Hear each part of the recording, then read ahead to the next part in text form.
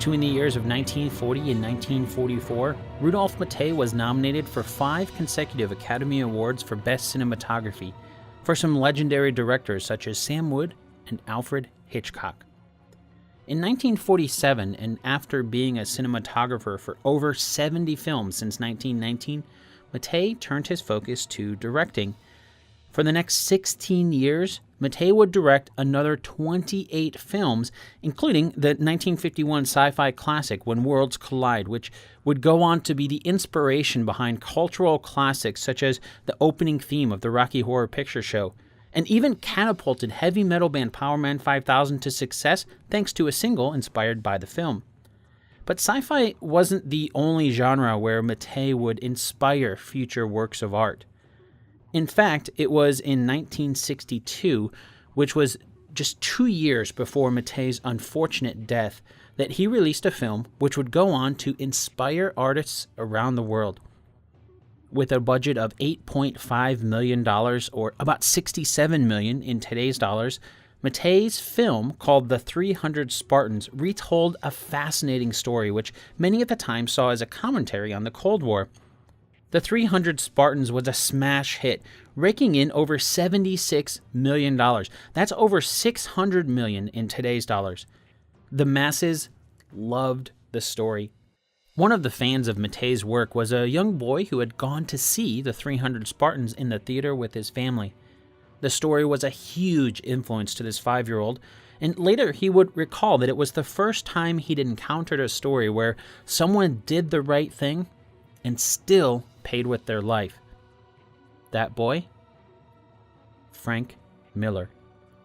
Years later, Frank Miller would spend decades building a career as a comic book artist for some of the biggest names in the industry, DC Comics and Marvel Comics. In the 1970s and 1980s, he built a poorly selling Marvel superhero by the name of Daredevil into a popular title. After Daredevil, Miller went on to work at DC again, this time building a darker side of Batman in his Batman: The Dark Knight Returns comic books. After leaving DC, Miller went to work on a new series called Sin City for Dark Horse Comics. In 1998, Miller wrote and illustrated a comic book miniseries simply titled 300, where he retold the story that had so captivated him as a child. 8 years later, Miller's 300 comic was turned into a Hollywood blockbuster. The budget for 300 was surprisingly right around the same as Mattei's 1962 interpretation. Of course, thanks to inflation, that number had changed. While Mattei's The 300 Spartans was made with about $67 million in today's dollars, the 2006 movie 300 was made for about $65 million. At the helm of 300 was Zack Snyder, who has since gone on to direct a number of superhero movies, from Man of Steel and Batman vs. Superman to the as-yet-to-be-released Justice League movies. While Snyder's version of 300 was technically based on Miller's comic, the story is mired in truth. It's the heroic story of a small band of men who faced a horde, the story that a 5-year-old Frank Miller was so fascinated by that it stuck with him for over 40 years. I'm Dan Lefebvre, and this is based on a true story.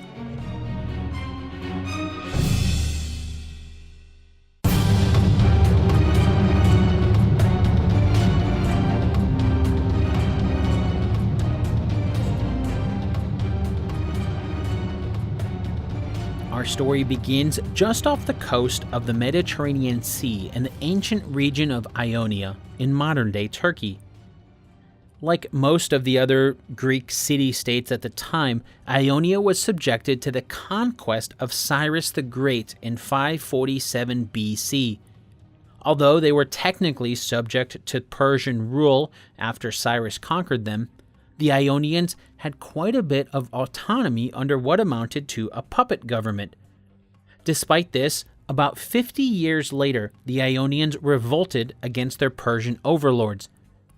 With support from the Athenians and the Eretrians, the Greeks managed to liberate Ionia as well as the regions of Thrace and Macedon from the Persian Empire.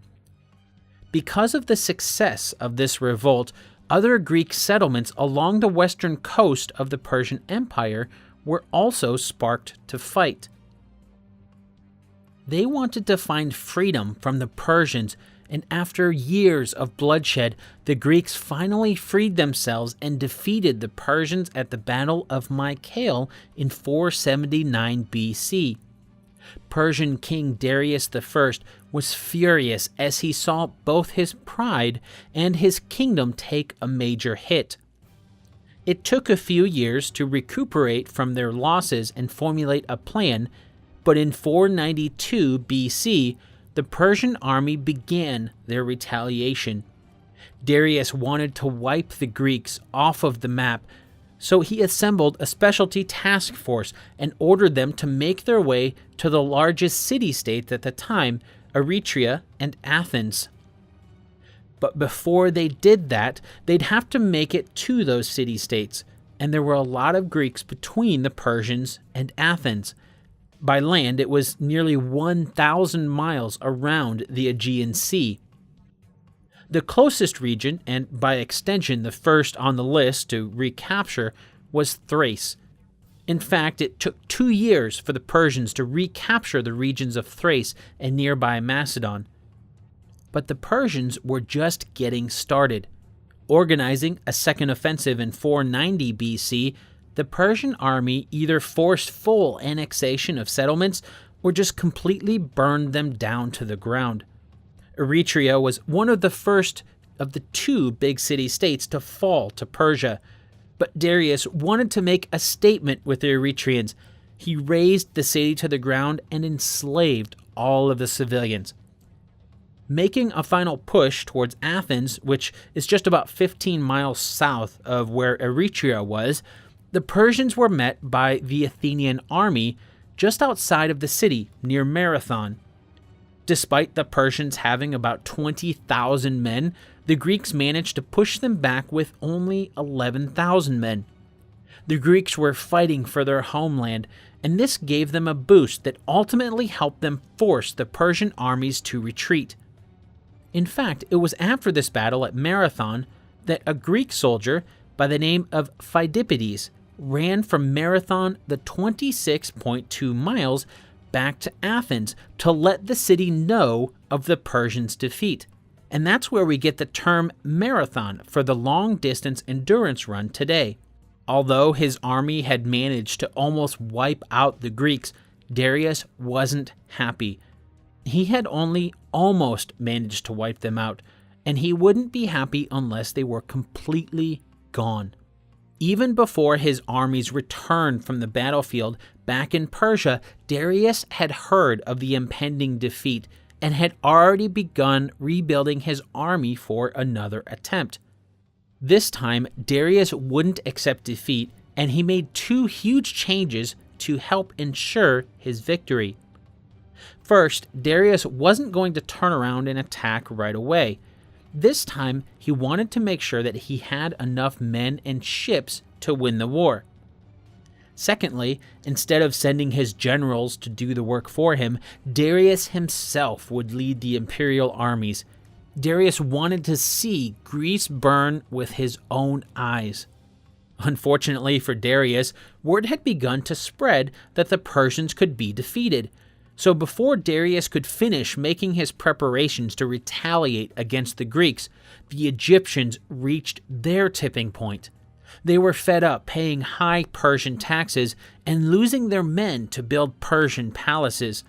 So in 486, the Egyptians followed down the path of the Greeks and organized their own revolt. Already in failing health, having to fight yet another revolt didn't help. Darius died soon after at the age of 64. And so, at the age of 32, Darius I's son, Xerxes, took control of the Persian Empire. In the movie 300, Xerxes is portrayed by Rodrigo Santoro, and he's referred to as a god king. And he wanted to show the might of Persia. Almost immediately after taking the throne, Xerxes squelched the Egyptian revolt. But more than that, Xerxes came to power itching to make an example of someone and stop all of these revolts that were happening. Who better to make an example of than the people his father had tried to make an example of but had failed? So Xerxes turned his eye to Greece. In the movie, the Persian army is shown to be a massive force without equal at the time. And that actually is quite true. If you remember, Darius I had sent a force of about 20,000 men, and he had been nearly successful in conquering all of Greece. When Xerxes took up his father's campaign, he amassed an army of over 40 times that size. That's about 882,000 men and almost 5,000 ships.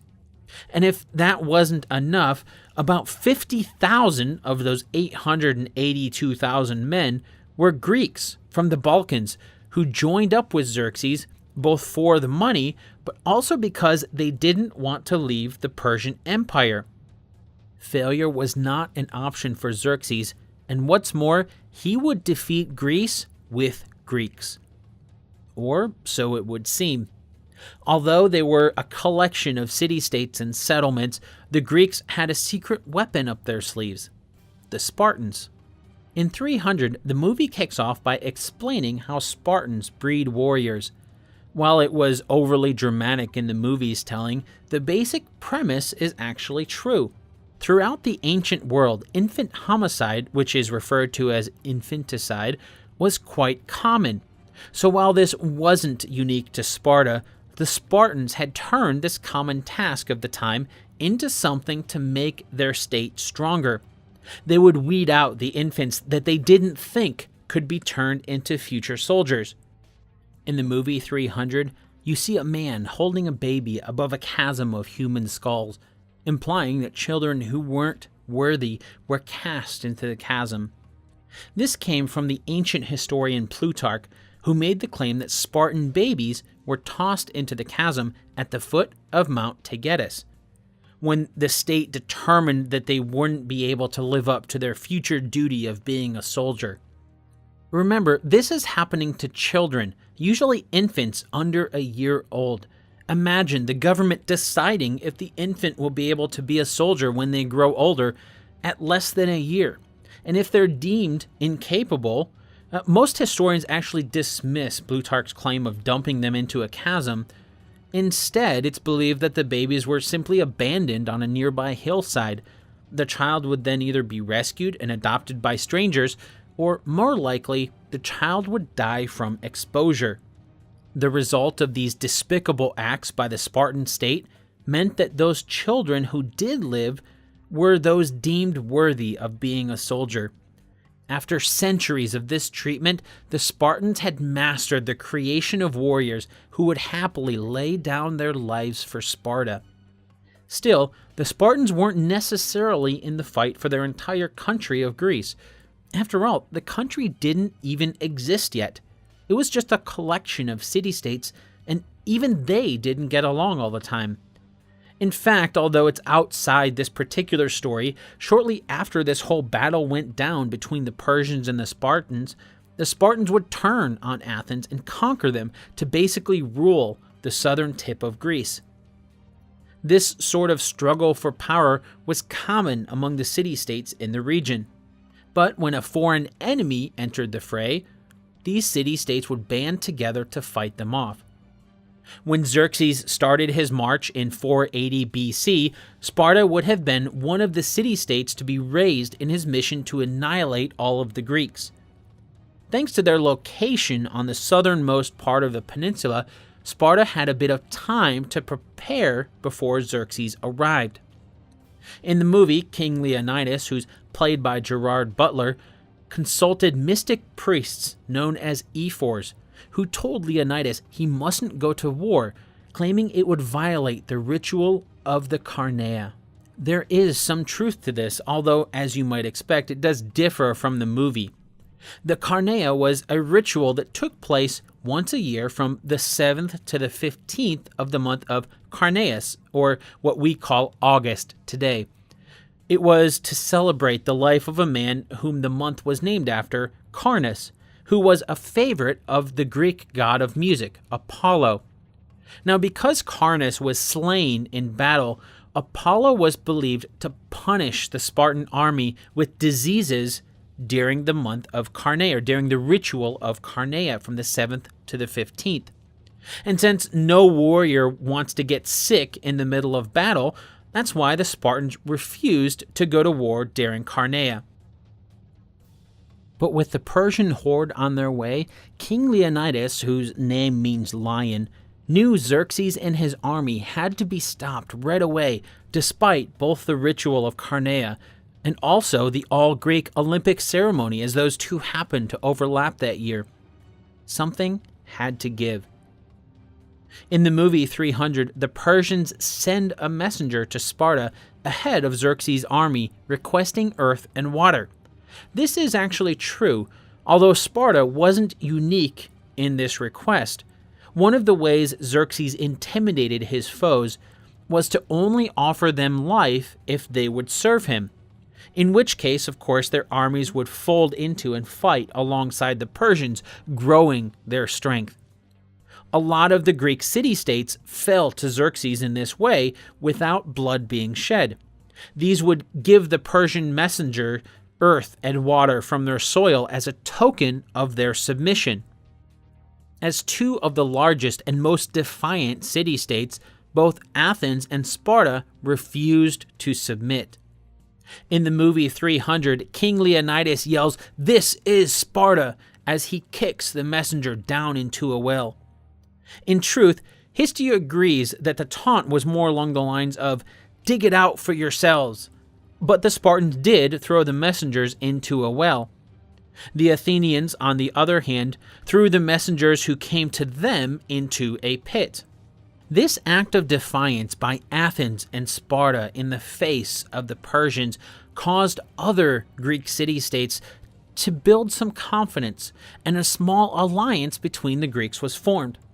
In this way, word was sent among the Greek regions, and an army was formed to meet the Persians.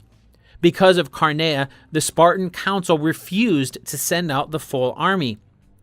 But the Spartans had refused to send soldiers to battle during Carnea when Darius had made his attack many years before. While that had ended in Greek victory at Marathon thanks to the Athenians, this time more Greek cities were submitting to Xerxes and hope was dim. King Leonidas knew even more Greeks would submit to Xerxes if Sparta didn't offer their help, and by extension, Sparta would eventually fall. But he couldn't take the army because of the ritual of Carnea, so he did what he could.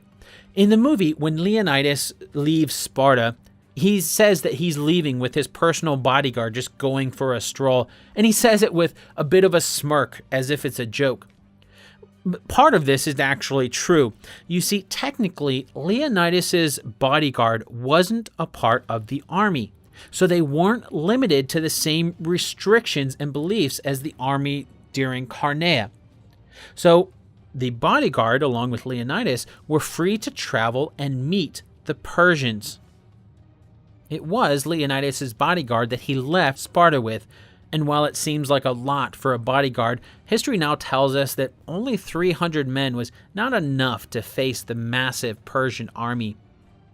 While the movie does make mention of there being more Greeks than the 300 Spartans, in the line where Leonidas meets with the Phocians and asks the Greek soldiers what their professions are, the Hollywood version doesn't really tell how many Greeks were with them. In truth, including the 300 Spartans, there were about 7,000 Greeks who went to battle against Persia at Thermopylae. The ancient historian Herodotus gives insight into the primary reason Leonidas led his personal bodyguard against the Persians with the other Greek forces. And I quote, "The force with Leonidas was sent forward by the Spartans in advance of their main body, that the sight of them might encourage the allies to fight, and hinder them from going over to the Medes, as was likely they might have done had they seen that Sparta was backward. They intended presently, when they had celebrated the Carnean festival, which was what now kept them at home, to leave a garrison in Sparta and hasten in full force to join the army. The rest of the allies intended to act similarly, for it happened that the Olympic festival fell exactly at this same period. None of them looked to see the contest at Thermopylae decided so speedily, wherefore they were content to send forward a mere advanced guard. Such, accordingly, were the intentions of the allies." End quote. So it would seem that Leonidas was leading some Greeks to hold off the Persians until the rest of the army could join them. Still, going against insurmountable odds, Leonidas knew that he probably wasn't going to survive the battle. Another historian, Plutarch, makes note of what Leonidas said to his wife, Queen Gorgo, who's played by Lena Headey in the movie, on the day before he left. She asked what she should do when he'd left.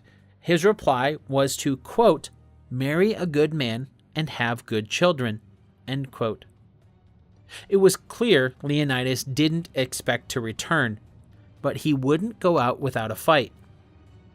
Although the Persians had plenty of ships, they had more men than they could fit in them, so a bulk of the Persian force would have had to make its way through Greece on land. Sparta would be one of the last stands of Greece, since it's geographically positioned on the same peninsula with Olympia and near modern-day Tripoli. So Leonidas and the Greeks with him knew that they'd have their best shot to defend the entire peninsula where Athens and then Sparta lay. The best place to do this, Leonidas knew, was at the pass of Thermopylae. One of the reasons it's such a great defensive position is because on the northern side, there's the Gulf of Malice, which is off the Aegean Sea, and then on the southern side, there's impenetrable cliffs. In the movie, they refer to the pass as the Hot Gates, which is what the Greeks called it at the time. The name comes from the hot springs that were in the area, along with a series of 3 holes in the cliffs that allowed passages. These were the gates. Some of those passages were blocked off by walls built by Phocians a century earlier. What was left for Leonidas and the Greeks to defend was a single passage so narrow that it said only a single chariot could pass at a time. Of course, the region has changed geographically since 480 BC. Today, it's near the Gulf of Malice, which has filled in the springs that used to be there, but it's still a natural defensive position that armies have continued to use over the centuries. One of the most recent examples happening during World War II, as the Allies used it to help fight back the Nazi advance. As the Persians neared Thermopylae, Leonidas and the Greeks met to determine their next action. With battle seeming imminent, many of the Greeks were getting antsy and actually wanted to retreat. They figured that the Persians would have to defeat the mighty Athenians before they could conquer Greece, and after all, the Athenians had defeated the Persians before at the Battle of Marathon. But 2 of the city-states were located near Thermopylae. They knew if they didn't hold Thermopylae, their cities would be the next to be razed by the Persians. So the Phocians and the Locrians pleaded their case of defending Thermopylae as they sent for more help. King Leonidas liked this plan. While the Greeks were meeting, a lone Persian scout made his way to the Greek camp. The Greeks saw him, but let him live with the idea that he would report their location and their strength back to the Persians in an attempt to fear them. And he did, but he also reported that the Spartans and their tiny Greek force were combing their hair and doing calisthenics. Xerxes found this laughable and asked the Greeks who were in his army what this meant. That's when he learned of the Spartan tradition of adorning their hair before battle. Xerxes' tone changed. The bravest men of Greece planned to defend the pass and were preparing for battle.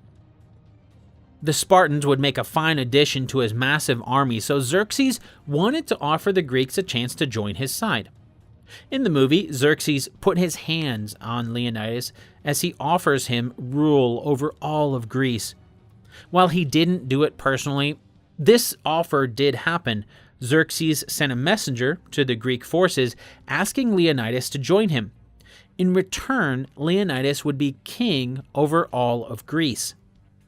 While Gerard Butler's version of Leonidas mocked Xerxes as he blamed sore legs for not being able to kneel, the real response of Leonidas was even more telling into the mind of this great soldier. And I quote, "If you knew what is good in life, you would abstain from wishing for foreign things. For me, it is better to die for Greece than to be monarch over my compatriots." End quote. Hearing his reply, Xerxes decided to apply a little more pressure. Just like in the movie, he sent a messenger escorted by a battery of soldiers with the message for Leonidas to lay down his arms.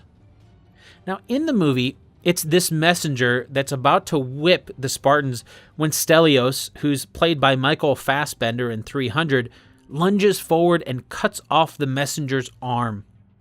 That's when the messenger says the Spartans don't have a chance and the Persian arrows will blot out the sun. Although Stelios is a fictional character, this exchange is based on a truth. As historian Herodotus wrote, after Leonidas' refusal of Xerxes' first offer, the Greek morale was high. It was Dionysius, a Spartan soldier, who was talking with another Spartan soldier when he heard tales that Persian arrows would be so numerous as to blot out the sun. His reply to the Spartan was, quote, "So much the better, we shall fight in the shade," end quote. So in truth, it was a chat between two Spartans instead of a taunt from a Spartan to a Persian. But the movie 300 did get the next part much closer to the truth. When the second messenger came to tell Leonidas to lay down his arms, this is when Leonidas gave his now famous reply, quote, "Come take them," end quote. This statement or one similar are still used by soldiers to this day. Xerxes waited for 4 days to see if the Greeks would leave the pass. When they didn't, he ordered a portion of his force, the Medes and the Cesians, to take them prisoner. Now, he didn't want them killed, but he wanted them to bow before him in person. According to historians, the Medes were picked to go first, most likely because they had been one of the last people to be conquered by the Persians. So it's likely that Xerxes wanted them to bear the brunt of the fighting, essentially the lowest on the totem pole. And so the Medes headed to the pass. While historians don't know all of the details and specifics exactly of how the battle went down, we have a pretty good idea. It'd be most likely that the Greeks formed a phalanx. Like you see in the movie 300, a phalanx is essentially made up of a group of soldiers who work side by side to work as a unit instead of working as individual soldiers. In this case, with a limited width of the pass at Thermopylae, the Greek phalanx was made up of overlapping shields and layered spear points that spanned the entire width of the pass. They were a human wall of weapons and armor. While the Medes approached, Xerxes set himself up a little ways off so he could watch the fight. The Medes had arrows and short spears that couldn't break the phalanx. Although, according to Herodotus, the Greeks didn't use the phalanx throughout the entire battle. Instead, they preyed on the inexperienced Medes by pretending to retreat in disorder. Then, when the Medes would push forwards, the Greeks would shock them by turning around suddenly and attacking them with force. Using this technique, the Greeks killed almost 10,000 Persians and infuriated Xerxes even more. He withdrew the remaining Medes and sent in another force of more experienced soldiers. This force was referred to as the Immortals, and you see them in the movie 300. Although in truth, the name Immortals was most likely given to them by the ancient historian Herodotus. Historians today think that he confused the Persian name Anusaya, which means companions, with Anausa, Ana meaning non, and Ausa meaning death. so non-death or immortals. So while it's unlikely that Leonidas referred to them as immortals at the time, these were still 10,000 of the most elite fighting force in Xerxes' command. Because of the limited space in the pass, the Persian elite forces weren't able to have any more success than the Medes did. Before losing them all and with the sun going down, Xerxes ordered them to withdraw. Another thing the movie 300 got right was most likely how many of the Persian forces must have felt when they were going up against the Spartans.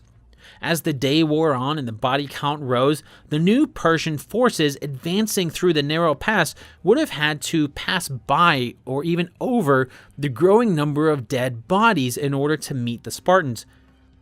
And even if this made them afraid, they couldn't retreat because on the other side were their officers preventing them from withdrawing. Leonidas and the Greeks had created a killing machine in the pass, and after thousands had perished, Xerxes finally came to realize a head-on assault would be futile. This is where the first day of the battle ended, and both sides retreated to their camps to prepare for the next day. On the second day, Xerxes continued his head-on assault. Although he didn't really expect it to work because of the previous day's losses, he didn't really have much choice. There was no way around the pass, and a head-on approach was the only thing that he could do. He had to hope that eventually the Greeks would break. In the movie, fates of the Greeks change when they're betrayed by a deformed man by the name of Ephialtes. This is true, although the details of it are quite different than in the movie. While the movie makes Ephialtes out to be a deformed man, an outcast Spartan who didn't make the cut as a child, in truth, he wasn't deformed at all. And he wasn't even from Sparta. He was from Maulis, a Greek tribe which was near Thermopylae. While there's no historical evidence to suggest Ephialtes ever met Leonidas as he did in 300, in truth, the Greeks with Leonidas likely already knew about this trail. In fact, most of the locals in the area knew of the trail. The Malians, which Ephialtes is a part of, had used this trail to raid their neighbors, the Phocians, who were now teaming together to help the Greeks against the Persians. The small trail led over the mountains south of Thermopylae and then joined back up with the main road behind where the Greeks were holding off the Persians. Like in the movie, Leonidas did station some Phocian soldiers to help guard the path. There were about 1,000 men that he left at the path to guard it. This just shows how the Greeks weren't always friendly with each other, but they were teaming up to fight off a foreign enemy. No doubt word spread to Ephialtes and many others around of the advancing Persian force and the Greeks who were making their stand at the Hot Gates. Seeking Persian riches, Ephialtes decided that he could use his knowledge of the path to make himself a wealthy man. Xerxes jumped at the chance to try something other than a head-on assault. He took up Ephialtes on his offer to guide them through the path that would flank the Greek position. As the first light broke on the third day, the Phocians guarding the path were sleeping when they heard the rustling of leaves. The elite Persian forces, the Immortals, were advancing, and the Phocians weren't even awake. They jumped up and hastily armed themselves, but it was too late. The Persians pushed the Phocians back to the crest of the mountain where they made their own last stand. After clearing the path, the Persians made their way down it to surround the Greeks at Thermopylae. In the movie, before their final stand, some of the Greeks flee the battle as they sense the end. In truth, Leonidas was kept apprised of the Persians' attempt to flank his position by scouts. After he found out that the Phocians had fell at the path, he knew he would soon be trapped between two columns of enemies. He called for the Greek leaders to come to a council to determine their next action. Retreat was the only action that would offer a chance at survival, but with the Persians so close, even retreat didn't guarantee survival. While the movie made it seem like the Spartans were abandoned by the other Greek soldiers, that's not entirely true. Leonidas did decide that he and his Spartans would stay and fight to the death, but they did so in an attempt to hold off the Persians for as long as they could while the rest of the Greek forces retreated to safety. And they weren't alone. About 700 Thespian soldiers chose to stay with the Spartans, facing what would be certain death. In fact, some historians have argued that the choice the Thespians made outweighs the sacrifice of the Spartans, since Spartans are raised as soldiers and trained to give their lives in combat as a matter of Spartan law. Dying in battle was to be expected for them. The same isn't true for the Thespians, who chose to stay and fight alongside their Greek brethren, the Spartans, to the end. The Thespian general, for example, was actually an architect by the name of Demophilus. None of the Thespians were professional soldiers.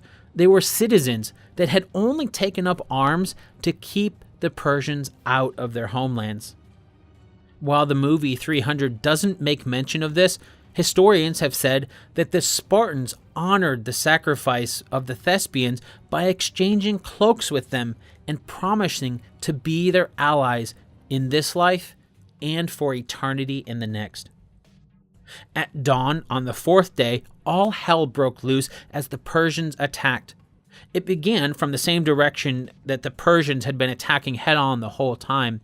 Knowing that they would soon be surrounded, the Greeks this time pushed their way forward to a wider part of the pass. This allowed more Persians in, but also allowed the Greeks the opportunity to kill more Persians. They knew the end was near, and they wanted to slaughter as many Persians as they could. Behind the Greeks, the Immortals made their way off of the mountain from the trail along with Ephialtes. Expecting to surprise the Spartans, Leonidas had one more trick up his sleeve when he shocked them by not only being ready, but forming an offensive and attacking them. It was in this battle that Leonidas himself died, and although he didn't actually hurl a spear at Xerxes himself, as he did in the movie, Herodotus wrote that 2 of Xerxes' brothers were killed in the battle as well. So in a way, he did make the god king bleed.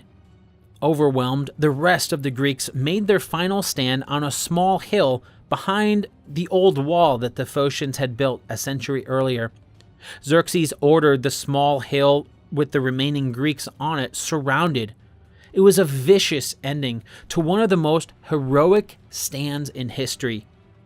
Writings tell of Greeks on the hill who had lost their weapons start tearing at Persians with their hands and teeth, until finally the Persians rained down arrows on them until the last Greek had died.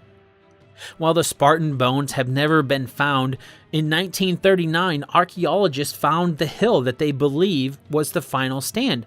Known as Kolonos Hill, archaeologists discovered a huge number of arrowheads in the ground, similar to those that were used by the Persians during the Battle of Marathon.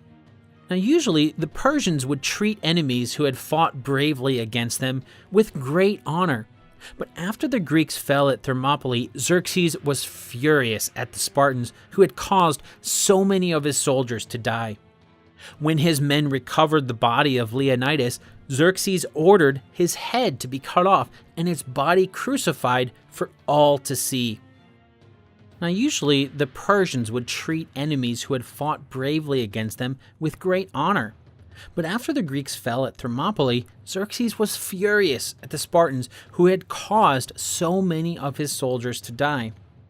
When his men recovered the body of Leonidas, Xerxes ordered his head be cut off and his body crucified for all to see. While this might have helped Xerxes feel better, the brave stand of the 300 Spartans and their Thespian brothers helped muster courage for all of Greece. But still, Xerxes continued his conquest of Greece, and by the time he reached Athens, he actually found it deserted. The Athenians had fled to Salamis Island about 10 miles west of Athens, forcing Xerxes across the water. As Xerxes fought a naval battle with the Athenians in the Strait of Athens and Salamis Island, He also encountered a full Spartan army as it defended Corinth miles away. With a two-headed approach, the Greeks managed to drive back the Persian forces, first losing the naval battle at Salamis in September of 480 BC. Xerxes began to retreat.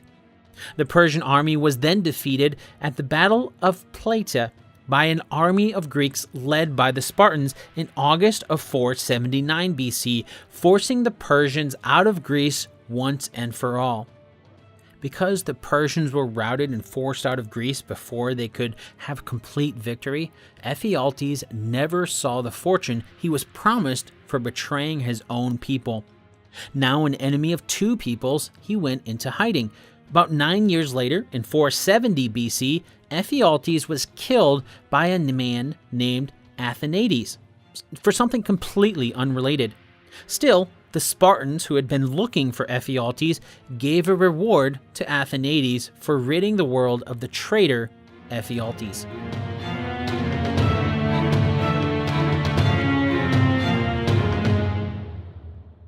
This episode of Based on a True Story was written and produced by me, Dan Lefebvre.